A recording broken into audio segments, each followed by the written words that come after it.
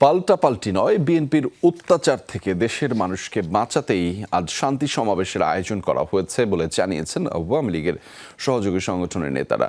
রাতভর বায়তুল মোকাররমে মসজিদের দক্ষিণ গেইটে মঞ্চ তৈরির অন্যান্য কাজ শেষ করেছে যুবলীগ, স্বেচ্ছাসেবক লীগ ও ছাত্রলীগের কর্মীরা। সার্বিক প্রস্তুতি দেখতে রাতেই সমাবেশস্থলে পরিদর্শন করে আওয়ামী লীগের প্রতিনিধি দল। কেন্দ্রীয় নেতারা জানিয়েছেন, রাজধানী ও আশপাশের জেলা থেকে সমাবেশে অংশ নেবেন নেতাকর্মীরা। মাঠ প্রস্তুত করতে আরও 2-1 দিন সময় লেগে যাবে, যেটা আমাদের কালকে সমাবেশ করার জন্য অন্তরায়। এই সমাবেশে 3 থেকে 5 লক্ষাধিক ছাত্র যুবক আমাদের এই শান্তি সমাবেশে অংশগ্রহণ করবে। বিএনপি একটি দেশ ধ্বংসকারী দল, একটা দেশের ষড়যন্ত্রকারী দল। বিএনপির অন্যায়, অত্যাচার, জুলুম থেকে জনগণকে রক্ষার জন্যই আমাদের মাঠে থাকা।